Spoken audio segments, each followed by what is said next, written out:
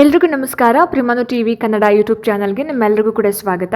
ಸ್ನೇಹಿತರೆ, ಇವತ್ತಿನ ವಿಡಿಯೋದಲ್ಲಿ ಸಿಟೆಟ್ಗೆ ಸಂಬಂಧಪಟ್ಟ ಹಾಗೆ 7ನೇ ತರಗತಿಯ 11ನೇ ಅಧ್ಯಾಯವಾಗಿರ್ತಕ್ಕಂತಹ ಸ್ಟೇಟ್ ಗವರ್ನಮೆಂಟ್ ರಾಜ್ಯ ಸರ್ಕಾರ ಪಾಠಕ್ಕೆ ಸಂಬಂಧಪಟ್ಟ ಹಾಗೆ ಒಂದಷ್ಟು ಪ್ರಶ್ನೋತ್ತರಗಳನ್ನ ನಿಮಗೋಸ್ಕರ ತೊಗೊಂಡು ಬಂದಿದ್ದೀನಿ. ಸೊ ಖಂಡಿತವಾಗ್ಲೂ ಕೂಡ ಫೆಬ್ರವರಿ 8ನೇ ತಾರೀಕಿಗೆ ಏನು ಸಿಟೆಟ್ ಪರೀಕ್ಷೆ ನಡೆಯುತ್ತೆ ಆ ಒಂದು ಪರೀಕ್ಷೆ ದೃಷ್ಟಿಯಿಂದ ಈ ಒಂದು ವಿಡಿಯೋ ಖಂಡಿತವಾಗ್ಲೂ ಕೂಡ ನಿಮಗೆ ಅನುಕೂಲ ಆಗುತ್ತೆ. ಹಾಗಾಗಿ ಯಾರೆಲ್ಲ ಈ ವಿಡಿಯೋನ ನೋಡ್ತಾ ಇದ್ದೀರಾ ಎಲ್ಲೂ ಕೂಡ ಸ್ಕಿಪ್ ಮಾಡದೆ ಪೂರ್ತಿ ವಿಡಿಯೋನ ನೋಡಿ, ಜೊತೆಗೆ ಸಬ್ಸ್ಕ್ರೈಬ್ ಮಾಡ್ಕೊಂಡು ನೋಡೋದನ್ನ ದಯವಿಟ್ಟು ಮರಿಬೇಡಿ ಅಂತ ಹೇಳ್ತಾ ಜಾಸ್ತಿ ತಡ ಮಾಡೋದು ಬೇಡ, ಬನ್ನಿ ಆದಷ್ಟು ಬೇಗ ಇವತ್ತಿನ ವಿಡಿಯೋನ ಶುರು ಮಾಡ್ತಾ ಹೋಗೋಣ. ಸ್ನೇಹಿತರೆ, ಇವತ್ತಿನ ಒಂದು ಸ್ಟೇಟ್ ಗವರ್ನಮೆಂಟ್ ಅಥವಾ ರಾಜ್ಯ ಸರ್ಕಾರ ಈ ಒಂದು ಪಾಠಕ್ಕೆ ಸಂಬಂಧಪಟ್ಟ ಹಾಗೆ ಮೊದಲನೇ ಪ್ರಶ್ನೆ ನೋಡಿ ಈ ರೀತಿ ಇದೆ. Which of the following is included in the state legislature that forms the state laws ಅಂತ ಕೇಳಿದ್ದಾರೆ. ರಾಜ್ಯ ಕಾನೂನುಗಳನ್ನು ರೂಪಿಸುವ ರಾಜ್ಯ ವಿಧಾನ ಮಂಡಲದಲ್ಲಿ ಕೆಳಗಿನ ಯಾವುದನ್ನು ಒಳಗೊಂಡಿರುತ್ತದೆ ಅಂತ. ಆಪ್ಷನ್ಸ್ ನೋಡಿ ಇಲ್ಲಿ: Lok Sabha members and Rajya Sabha members. Option B governor and council of ministers. Option C governor, chief minister and state cabinet. President, prime minister and central cabinet ಅಂತ ಇದೆ. ಈ ಪ್ರಶ್ನೆಗೆ ಸರಿಯಾಗಿರ್ತಕ್ಕಂತಹ ಒಂದು ಉತ್ತರ ಏನಿರ್ಬೋದು ಅಂತ ಹೇಳಿದ್ರೆ option B governor and council of ministers ಅನ್ನೋದು ಸರಿಯಾಗಿರ್ತಕ್ಕಂಥ ಒಂದು ಆನ್ಸರ್ ಆಗುತ್ತೆ. ಸೊ ರಾಜ್ಯ ಶಾಸಕಾಂಗ ಅಥವಾ ಸ್ಟೇಟ್ ಲೆಜಿಸ್ಲೇಚರ್ ಅಂತ ಬಂದಾಗ 3 ಅಂಗಗಳು: ಶಾಸಕಾಂಗ, ಕಾರ್ಯಾಂಗ ಮತ್ತು ನ್ಯಾಯಾಂಗ. ಸೊ ರಾಜ್ಯಪಾಲ ಮತ್ತು ವಿಧಾನಮಂಡಲ ಅಂದರೆ 2 ಸದನಗಳು, ವಿಧಾನ ಪರಿಷತ್ ಮತ್ತು ವಿಧಾನಸಭಾ ಸೇರಿ ರಾಜ್ಯ ಶಾಸಕಾಂಗ ಆಗುತ್ತೆ. ಸೊ ಹಾಗಾಗಿ ರಾಜ್ಯ ಶಾಸಕಾಂಗ ಏನಿದೆ ರಾಜ್ಯದ ಒಂದು ಶಾಸನಗಳನ್ನು ಮಾಡುತ್ತೆ. ಹಾಗಾಗಿ ಈ ಪ್ರಶ್ನೆಗೆ ಆಪ್ಷನ್ ಬಿ ಸರಿಯಾಗಿರ್ತಕ್ಕಂತಹ ಒಂದು ಆನ್ಸರ್ ಆಗುತ್ತೆ. ಸೊ ನೆಕ್ಸ್ಟು 2ನೇ ಒಂದು ಪ್ರಶ್ನೆ ನೋಡಿ ಈ ರೀತಿ ಇದೆ. Karnataka has a dash system ಅಂತ ಕೇಳಿದ್ದಾರೆ. ಕರ್ನಾಟಕದಲ್ಲಿ ಯಾವ ಒಂದು ವ್ಯವಸ್ಥೆ ಇದೆ ಅಂತ. ಆಪ್ಷನ್ ನೋಡಿ ಇಲ್ಲಿ: unicameral. Option B bicameral. Option C federal. Option D unitary ಅಂತ ಇದೆ. ಅಂದರೆ ಆಪ್ಷನ್ ಎ ಏಕಸಭಾ ವ್ಯವಸ್ಥೆ, ಆಪ್ಷನ್ ಬಿ ದ್ವಿಸಭಾ ವ್ಯವಸ್ಥೆ, ಆಪ್ಷನ್ ಸಿ ಫೆಡರಲ್ ವ್ಯವಸ್ಥೆ, ಆಪ್ಷನ್ ಡಿ ಏಕಾಂಗ ವ್ಯವಸ್ಥೆ ಅಂತ. ಸೊ ಇದಕ್ಕೆ ಸರಿಯಾಗಿರ್ತಕ್ಕಂತಹ ಒಂದು ಉತ್ತರ ಏನಪ್ಪ ಅಂತ ಹೇಳಿದ್ರೆ option B by cameral system ಅನ್ನೋದು ಆನ್ಸರ್ ಆಗುತ್ತೆ. ಅಂದರೆ ಭಾರತದ 6 ರಾಜ್ಯಗಳಲ್ಲಿ ಮಾತ್ರನೇ ಶಾಸಕಾಂಗ ಏನಿದೆ ವಿಧಾನಸಭೆ ಮತ್ತು ವಿಧಾನ ಪರಿಷತ್ ಅಂತಕ್ಕಂತಹ 2 ಸದನಗಳನ್ನು ಒಳಗೊಂಡಿರುತ್ತೆ. ಸೊ ಈ 2 ಸದನಗಳನ್ನು ಒಳಗೊಂಡಿದ್ರೆ ಅದನ್ನು ದ್ವಿಸದನ ಪದ್ಧತಿ ಅಂತ ಹೇಳಿ ಕರೀತಾರೆ. ಸೊ ಉಳಿದಂತಹ ಎಲ್ಲ ರಾಜ್ಯಗಳಲ್ಲಿ ವಿಧಾನಸಭೆ ಮಾತ್ರನೇ ಇರುತ್ತೆ, ಇದು ಏಕಸದನ ಪದ್ಧತಿ ಅಂತ ಇರುತ್ತೆ. ಸೊ ನಮ್ಮ ಕರ್ನಾಟಕದಲ್ಲಿ ದ್ವಿಸದನ ಪದ್ಧತಿ ಅಂದರೆ ಬೈಕ್ಯಾಮರಲ್ ಸಿಸ್ಟಮ್ ಇರೋದ್ರಿಂದ ಆಪ್ಷನ್ ಬಿ ಬೈಕ್ಯಾಮರಲ್ ಅನ್ನೋದು ಸರಿಯಾಗಿರ್ತಕ್ಕಂಥ ಒಂದು ಆನ್ಸರ್ ಆಗುತ್ತೆ. ಕರ್ನಾಟಕದಲ್ಲಿ ದ್ವಿಸದನ ಪದ್ಧತಿ ಇರೋವಂಥದ್ದು. ನೆಕ್ಸ್ಟು 3ನೇ ಒಂದು ಪ್ರಶ್ನೆ: Karnataka legislative assembly 224 seats, Karnataka legislative council dash seats ಅಂತ ಕೇಳಿದ್ದಾರೆ. ಸೊ ಇದರೊಂದು ಕನ್ನಡ ಅರ್ಥ ಏನಪ್ಪ ಅಂದರೆ ಕರ್ನಾಟಕ ವಿಧಾನಸಭೆಯಲ್ಲಿ 224 ಸ್ಥಾನಗಳಿರುವಂಥದ್ದು. ಹಾಗೆಯೇ ವಿಧಾನ ಪರಿಷತ್ನಲ್ಲಿ ಎಷ್ಟು ಸ್ಥಾನಗಳು ಅಂತ ಕೇಳಿದ್ದಾರೆ, ಆಯಿತಾ. ಸೊ ಈ ಪ್ರಶ್ನೆಗೆ ಆಪ್ಷನ್ಸ್ ನೋಡಿ ಇಲ್ಲಿ: 224, 545, 223, ಆಪ್ಷನ್ ಡಿ 75 ಅಂತ ಇದೆ. ಸೊ ಈ ಪ್ರಶ್ನೆಗೆ ಸರಿಯಾಗಿರ್ತಕ್ಕಂತಹ ಒಂದು ಆನ್ಸರ್ ಏನಪ್ಪ ಅಂತ ಹೇಳಿದ್ರೆ ಆಪ್ಷನ್ ಡಿ 75, ಆಯಿತಾ. ಸೊ ವಿಧಾನಸಭೆಯನ್ನು ನಾವು ಕೆಳಮನೆ ಅಂತ ಹೇಳಿ ಕರಿತೀವಿ. ಹೇಗೆ ನಾವು ಕೇಂದ್ರ ಸರ್ಕಾರ ಅಂತ ಬಂದಾಗ, ಸೆಂಟ್ರಲ್ ಗೌರ್ಮೆಂಟ್ ಅಂತ ಬಂದಾಗ ಲೋಕಸಭೆಯನ್ನು ಕೆಳಮನೆ ಅಂತ ಹೇಳಿ ಕರಿತೀವೋ, ಅದೇ ರೀತಿ ರಾಜ್ಯ ಸರ್ಕಾರ ಅಂತ ಬಂದಾಗ ವಿಧಾನಸಭೆಯನ್ನು ನಾವು ಕೆಳಮನೆ ಅಂತ ಹೇಳಿ ಕರಿತೀವಿ. ಕರ್ನಾಟಕದ ವಿಧಾನಸಭೆಯಲ್ಲಿ ಒಟ್ಟು ಎಷ್ಟು ಸ್ಥಾನಗಳಿರುವಂಥದ್ದು? 224 ಸ್ಥಾನಗಳಿರುವಂಥದ್ದು. ಅದೇ ರೀತಿ ಮೇಲ್ಮನೆ ಅಂತ ಹೇಳಿ ನಾವು ವಿಧಾನ ಪರಿಷತ್ತನ್ನು ಕರಿತೀವಿ.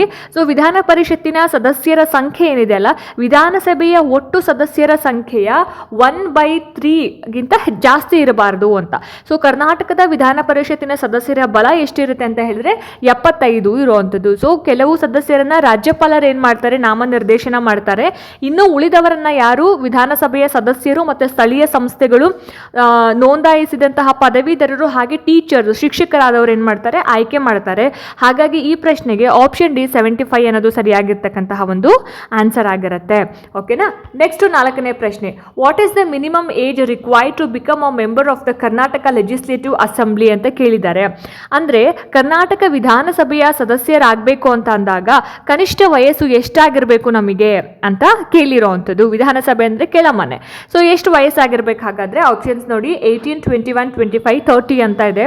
So the correct answer is option C 25 ಅನ್ನೋದು ಸರಿಯಾಗಿರ್ತಕ್ಕಂತಹ ಒಂದು ಆನ್ಸರ್ ಆಗಿರುತ್ತೆ. ಅಂದರೆ ವಿಧಾನಸಭೆಯ ಸದಸ್ಯರು ಅಂದರೆ MLAಗಳೇನಿದ್ದಾರೆ ಅವರಲ್ಲೇ ಒಬ್ಬರನ್ನ ಸಭಾಧ್ಯಕ್ಷರನ್ನಾಗಿ ಚುನಾಯಿಸ್ತಾರೆ, ಅಂದರೆ ಸ್ಪೀಕರ್ ಅಂತ. ಸೊ ವಿಧಾನಸಭೆಯ ಅಧಿಕಾರಾವಧಿ ಬಂದ್ಬಿಟ್ಟು 5 years ಇರುತ್ತೆ. ಇದು ಕಾಯಂ ಸಭೆ ಅಲ್ಲ. ವಿಧಾನಸಭಾ ಸದಸ್ಯರ ಅರ್ಹತೆಗಳು ಅಂತ ಬಂದಾಗ ಆಬ್ವಿಯಸ್ಲಿ ಅವರು ಭಾರತದ ಪ್ರಜೆ ಆಗಿರಬೇಕಾಗತ್ತೆ, ಕನಿಷ್ಠ ಅವರಿಗೆ 25 ವರ್ಷ ವಯಸ್ಸಾಗಿರಬೇಕಾಗತ್ತೆ, ಸರ್ಕಾರದಲ್ಲಿ ಯಾವುದೇ ಒಂದು ಲಾಭದಾಯಕ ಹುದ್ದೆಯನ್ನು ಅವರು ಹೊಂದಿರಬಾರ್ದು, ದಿವಾಳಿ ಆಗಿರಬಾರ್ದು, ಇದಿಷ್ಟು. ಸೊ ಹಾಗಾಗಿ ಇಲ್ಲಿ ಅವ್ರಿಗೆ ಕನಿಷ್ಠ ಏಜ್ ಕೇಳಿರೋದ್ರಿಂದ ಆಪ್ಷನ್ C 25 ಅನ್ನೋದು ಸರಿಯಾಗಿರ್ತಕ್ಕಂತಹ ಒಂದು ಆನ್ಸರ್ ಆಗುತ್ತೆ. ಸೊ ನೆಕ್ಸ್ಟು 5ನೇ ಒಂದು ಪ್ರಶ್ನೆ ನೋಡಿ, ಈ ರೀತಿ ಇದೆ. ಸೊ 5th ಕ್ವೆಶನ್ ಈ ರೀತಿ, if you are elected as a member of the legislative council you can serve for a term of dash years ಅಂತ ಕೇಳಿದ್ದಾರೆ. ಅಂದರೆ ನೀವು ವಿಧಾನ ಪರಿಷತ್ ಸದಸ್ಯರಾಗಿ ಆಯ್ಕೆ ಆದರೆ ನಿಮ್ಮ ಅವಧಿ ಎಷ್ಟು ವರ್ಷಗಳು ಅಂತ ಕೇಳಿರೋದು, ಅಂದರೆ ಎಷ್ಟು ವರ್ಷಗಳ ಕಾಲ ನೀವು ಅಧಿಕಾರದಲ್ಲಿ ಇರ್ತೀರಿ ಅಂತ ಹೇಳಿಬಿಟ್ಟು. ಸೊ ಆಪ್ಷನ್ಸ್ ನೋಡಿ, 5 years, 6 years, 30, as many years as the governor wishes ಅಂತ ಇದೆ. ಅಂದರೆ ಕನ್ನಡದಲ್ಲಿ ಆಪ್ಷನ್ ಡಿ ಏನಪ್ಪ ಅಂತ ಹೇಳಿದ್ರೆ ರಾಜ್ಯಪಾಲರು ಬಯಸುವಷ್ಟು ವರ್ಷಗಳು ಅಂತ. ಸೊ ಈ ಪ್ರಶ್ನೆಗೆ 5ನೇ ಪ್ರಶ್ನೆಗೆ ಆಪ್ಷನ್ ಬಿ 6 years ಅನ್ನೋದು ಸರಿಯಾದ ಉತ್ತರ ಆಗುತ್ತೆ. ಸೊ ವಿಧಾನಸಭೆ ಅಂತ ಬಂದಾಗ ಅಲ್ಲಿ 5 ವರ್ಷ ಇರುತ್ತೆ. ವಿಧಾನ ಪರಿಷತ್ ಮೇಲ್ಮನೆ ಅಂತ ಬಂದಾಗ ನಮಗೆ 6 ವರ್ಷಗಳ ಅಧಿಕಾರಾವಧಿ ಇರೋವಂಥದ್ದು. So option B is the right answer. Next 6ನೇ ಒಂದು ಪ್ರಶ್ನೆ, the state executive consist of dash ಅಂತ ಕೇಳಿದ್ದಾರೆ. ಅಂದರೆ ರಾಜ್ಯ ಕಾರ್ಯಾಂಗ ಯಾವುದನ್ನು ಒಳಗೊಂಡಿದೆ ಅಂತ ಕೇಳಿರೋಂಥದ್ದು. ಕಾರ್ಯಾಂಗ ಯಾವ್ಯಾವುದನ್ನು ಯಾರ್ಯಾರನ್ನ ಒಳಗೊಂಡಿರುತ್ತೆ ಅಂತಕ್ಕಂಥದ್ದು. ಆಪ್ಷನ್ಸ್ ನೋಡಿ ಇಲ್ಲಿ ಈ ರೀತಿ ಕೊಟ್ಟಿದ್ದಾರೆ. Option 1 president, prime minister and central cabinet, ರಾಷ್ಟ್ರಪತಿ, ಪ್ರಧಾನಮಂತ್ರಿ ಮತ್ತು ಕೇಂದ್ರ ಸಚಿವ ಸಂಪುಟ. Option B governor, chief minister and state cabinet, ರಾಜ್ಯಪಾಲರು, ಮುಖ್ಯಮಂತ್ರಿಗಳು ಮತ್ತು ರಾಜ್ಯ ಸಚಿವ ಸಂಪುಟ. Option C Lok Sabha and Rajya Sabha members. Option D legislative assembly and legislative council members ಅಂತ ಇದೆ. ಸೊ ಈ ಪ್ರಶ್ನೆಗೆ ಸರಿಯಾಗಿರ್ತಕ್ಕಂತಹ ಉತ್ತರ ಏನಿರ್ಬೋದು ಹಾಗಾದ್ರೆ? ಆಬ್ವಿಯಸ್ಲಿ ಆಪ್ಷನ್ ಬಿ ಏನು, governor, chief minister and state cabinet, ರಾಜ್ಯಪಾಲರು, ಮುಖ್ಯಮಂತ್ರಿಗಳು ಮತ್ತು ರಾಜ್ಯ ಸಚಿವ ಸಂಪುಟ. ಸೊ ಅದೇ ಕೇಂದ್ರ ಕಾರ್ಯಾಂಗ ಅಂತ ಬಂದಾಗ ಅಲ್ಲಿ ಯಾರ್ಯಾರು ಇರ್ತಾರೆ? ರಾಷ್ಟ್ರಪತಿಗಳಿರ್ತಾರೆ, ಪ್ರಧಾನಮಂತ್ರಿಗಳಿರ್ತಾರೆ ಮತ್ತು ಕೇಂದ್ರ ಸಚಿವ ಸಂಪುಟ ಇರೋವಂಥದ್ದು. ಸೊ ಅದೇ ಕೇಂದ್ರ ಸರ್ಕಾರ ಮತ್ತು ರಾಜ್ಯ ಸರ್ಕಾರಕ್ಕೆ ಇರ್ತಕ್ಕಂತಹ ಒಂದು ಡಿಫ್ರೆನ್ಸ್ ಆಗಿರುತ್ತೆ, ಆಯಿತಾ? ಸೊ ರಾಜ್ಯ ಕಾರ್ಯಾಂಗ ಅಂತ ಬಂದಾಗ ರಾಜ್ಯಪಾಲರನ್ನ ಒಳಗೊಂಡಿರುತ್ತೆ, ಮುಖ್ಯಮಂತ್ರಿಗಳಿರ್ತಾರೆ, ರಾಜ್ಯ ಸಚಿವ ಸಂಪುಟ ಇರೋವಂಥದ್ದು. ಸೊ ಸಾಮಾನ್ಯವಾಗಿ ಇದರ ರಚನೆ ಮತ್ತು ಕಾರ್ಯಗಳು ಯಾವುದಕ್ಕೆ ಹೋಲಿಸ್ಬೋದು ನಾವು? ಕೇಂದ್ರ ಕಾರ್ಯಾಂಗವನ್ನೇ ಹೋಲುತ್ತೆ ಸಂಪೂರ್ಣವಾಗಿ. ಸೊ ಹಾಗಾಗಿ ಈ ಪ್ರಶ್ನೆಗೆ option B is the right answer. Next 7ನೇ ಒಂದು ಪ್ರಶ್ನೆ, who appoints the governor of the state ಅಂತ ಕೇಳಿದ್ದಾರೆ. ಇದರ ಕನ್ನಡ ಅರ್ಥ, ರಾಜ್ಯದ ಏನು ಹೇಳ್ತಾರೆ, ರಾಜ್ಯಪಾಲರನ್ನು ಯಾರು ನೇಮಕ ಮಾಡ್ತಾರೆ ಅಂತ ಪ್ರಶ್ನೆ ಕೇಳಿರುವಂಥದ್ದು. ರಾಜ್ಯದ ರಾಜ್ಯಪಾಲರನ್ನ ಯಾರು ನೇಮಿಸ್ತಾರೆ? ಆಪ್ಷನ್ ನೋಡಿ, ಚೀಫ್ ಮಿನಿಸ್ಟರ್ ಅಂದರೆ ಮುಖ್ಯಮಂತ್ರಿ. Option B high court judge, high court ನ್ಯಾಯಾಧೀಶರು. ಆಪ್ಷನ್ ಸಿ ಪ್ರೈಮ್ ಮಿನಿಸ್ಟರ್, ಪ್ರಧಾನಮಂತ್ರಿ. Option D president of India, ಭಾರತದ ರಾಷ್ಟ್ರಪತಿಗಳು ಅಂತ. ಸೊ ಈ ಪ್ರಶ್ನೆಗೆ ಸರಿಯಾಗಿರ್ತಕ್ಕಂತಹ ಒಂದು ಆನ್ಸರ್ ಏನಪ್ಪಾ ಅಂತ ಹೇಳಿದ್ರೆ option D president of India. ರಾಷ್ಟ್ರಪತಿಗಳು ಏನು ಮಾಡ್ತಾರೆ? ರಾಜ್ಯದ ರಾಜ್ಯಪಾಲರನ್ನ ನೇಮಕ ಮಾಡುವಂಥದ್ದು. ಸೊ ರಾಜ್ಯಪಾಲರೇನಿದ್ದಾರೆ ಸಾಂವಿಧಾನಿಕವಾಗಿ ಮಾತ್ರನೇ ಕಾರ್ಯಾಂಗದ ಮುಖ್ಯಸ್ಥರಾಗಿರ್ತಾರೆ. ಸೊ ಕಾರ್ಯಾಂಗದ ನಿಜವಾದ ಮುಖ್ಯಸ್ಥರು ಯಾರು? ಮುಖ್ಯಮಂತ್ರಿಗಳು. ಸೊ ರಾಜ್ಯಪಾಲರನ್ನ ರಾಷ್ಟ್ರಪತಿಗಳು ನೇಮಕ ಮಾಡ್ತಾರೆ. ಸೊ ರಾಜ್ಯಪಾಲರ ಅಧಿಕಾರಾವಧಿ ಅಂತ ಬಂದಾಗ ಇವರಿಗೆ 5 ವರ್ಷ ಅಧಿಕಾರಾವಧಿ ಇರೋವಂಥದ್ದು. ಸೊ ಹಾಗಾಗಿ ರಾಜ್ಯದ ರಾಜ್ಯಪಾಲರನ್ನ vice president, president of India, vice president ಅಲ್ಲ, ಪ್ರೆಸಿಡೆಂಟ್ ಆಫ್ ಇಂಡಿಯಾ, ಭಾರತದ ರಾಷ್ಟ್ರಪತಿಗಳು ಏನು ಮಾಡ್ತಾರೆ? ನೇಮಕ ಮಾಡುವಂಥದ್ದು. ನೆಕ್ಸ್ಟು 8ನೇ ಒಂದು ಪ್ರಶ್ನೆ, who is the constitutional head of the state ಅಂತ ಕೇಳಿದ್ದಾರೆ. ನಾನು ಜಸ್ಟ್ ಇವಾಗ ತಾನೇ ಹೇಳಿದೆ. ಇದರ ಒಂದು ಕನ್ನಡ ಅರ್ಥ, ರಾಜ್ಯದ ಸಂವಿಧಾನಾತ್ಮಕ ಮುಖ್ಯಸ್ಥ ಯಾರು ಅಂತ, ಆಯಿತಾ? ಸೊ ಯಾರಿರ್ಬೋದು? Governor, option B president of India, option C chief minister, option D prime minister ಅಂತ ಇದೆ. ಸೊ ಈ ಪ್ರಶ್ನೆಗೆ ಸರಿಯಾಗಿರ್ತಕ್ಕಂತಹ ಒಂದು ಆನ್ಸರ್ ಏನಪ್ಪ ಅಂತ ಹೇಳಿದ್ರೆ ಆಪ್ಷನ್ ಎ ಗವರ್ನರ್ ಅನ್ನೋದು ಸರಿಯಾದ ಆನ್ಸರ್ ಆಗುತ್ತೆ. ಗವರ್ನರ್ ಅಂದರೆ ರಾಜ್ಯಪಾಲರು ಕನ್ನಡದಲ್ಲಿ. ರಾಜ್ಯಪಾಲರು ಸಾಂವಿಧಾನಿಕವಾಗಿ ಮಾತ್ರನೇ ಕಾರ್ಯಾಂಗದ ಮುಖ್ಯಸ್ಥರಾಗಿರ್ತಾರೆ. ಸೊ ನಿಜವಾದ ಮುಖ್ಯಸ್ಥರು ಯಾರು ಅಂತ ಹೇಳಿದ್ದೆ? ಮುಖ್ಯಮಂತ್ರಿಗಳು ಅಂತ. ಸೊ ಪ್ರಶ್ನೆ ಏನು ಕೇಳಿದ್ದಾರೆ? ರಾಜ್ಯದ ಸಂವಿಧಾನಾತ್ಮಕ ಮುಖ್ಯಸ್ಥ ಯಾರು ಅಂತ. Who is the constitutional head of the state ಅಂತ ಕೇಳಿರೋದ್ರಿಂದ ಆಪ್ಷನ್ ಎ ರಾಜ್ಯಪಾಲರು ಅಥವಾ ಗವರ್ನರ್. ರಾಜ್ಯಪಾಲರಿಗೆ ಕನ್ನಡದಲ್ಲಿ ಗವರ್ನರ್ ಅಂತ ಹೇಳಿ ಕರೀತಾರೆ, ರಾಷ್ಟ್ರಪತಿಗಳಿಗೆ ಪ್ರೆಸಿಡೆಂಟ್ ಅಂತ ಹೇಳಿ ಕರೀತಾರೆ, ಪ್ರಧಾನಮಂತ್ರಿಗಳಿಗೆ ಪ್ರೈಮ್ ಮಿನಿಸ್ಟರ್ ಅಂತ ಹೇಳಿ ಕರೀತಾರೆ.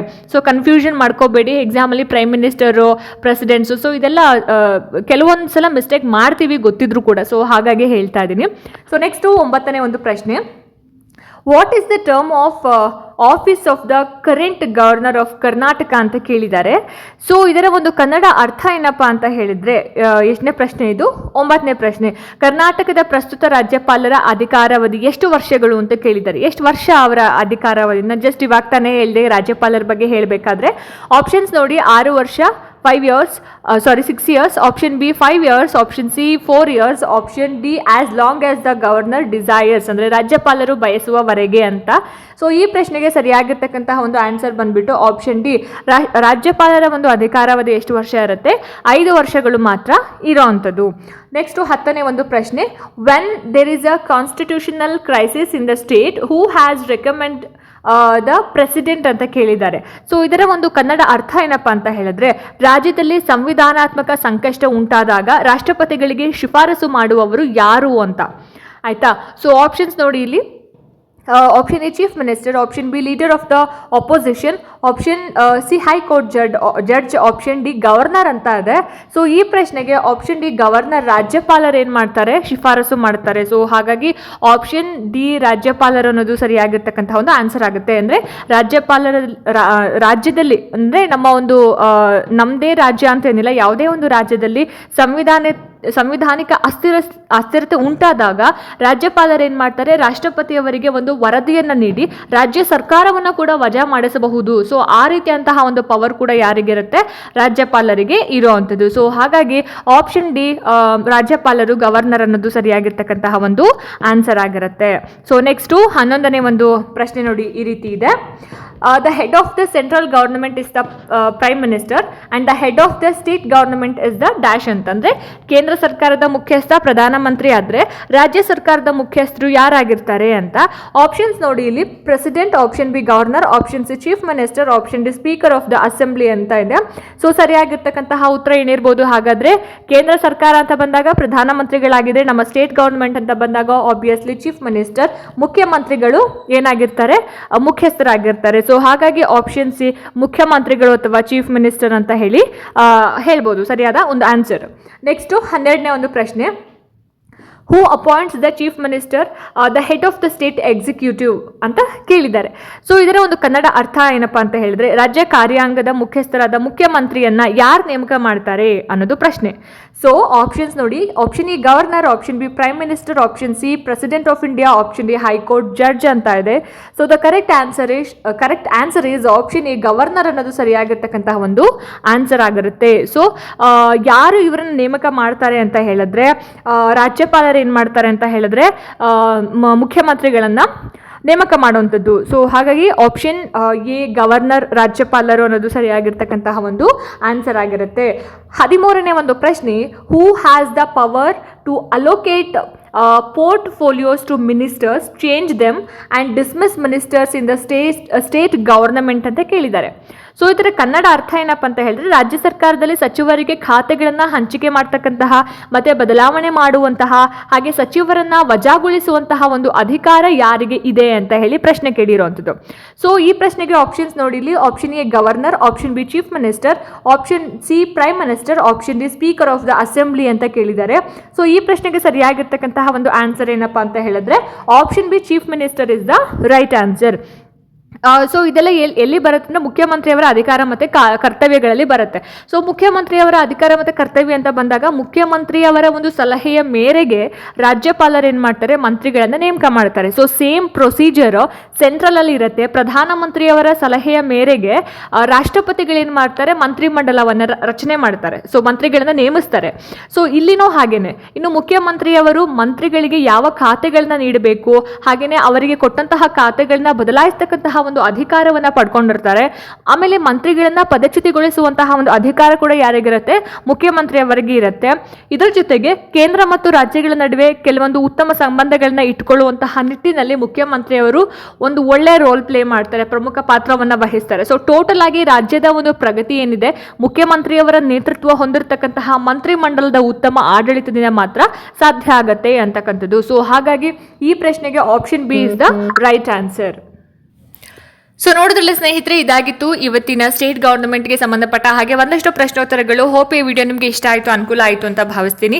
ಇಷ್ಟ ಆಯಿತು ಅಂತಂದ್ರೆ ದಯವಿಟ್ಟು ಲೈಕ್ ಮಾಡಿ, ಶೇರ್ ಮಾಡಿ. ಹಾಗೆ ನಿಮ್ಮ ಅನಿಸಿಕೆ ಅಭಿಪ್ರಾಯಗಳು ಏನೇ ಇದ್ರೂ ಕೂಡ ನನಗೆ ಕಾಮೆಂಟ್ ಸೆಕ್ಷನಲ್ಲಿ ತಿಳಿಸಿ ಅಂತ ಹೇಳ್ತಾ, ಇದೇ ರೀತಿ ಹೆಚ್ಚಿನ ವಿಡಿಯೋಸ್ಗಳಿಗೋಸ್ಕರ ನಿರಂತರವಾಗಿ ನನ್ನ ಚಾನಲ್ ಅನ್ನು ನೋಡ್ತಾ ಇರಿ. ಮುಂದಿನ ವಿಡಿಯೋಸ್ಗಳಲ್ಲಿ ನಾನು ನಿಮಗೆ ಸಿಗ್ತೀನಿ. ಅಲ್ಲಿ ತನಕ ಎಲ್ರಿಗೂ ನಮಸ್ಕಾರ.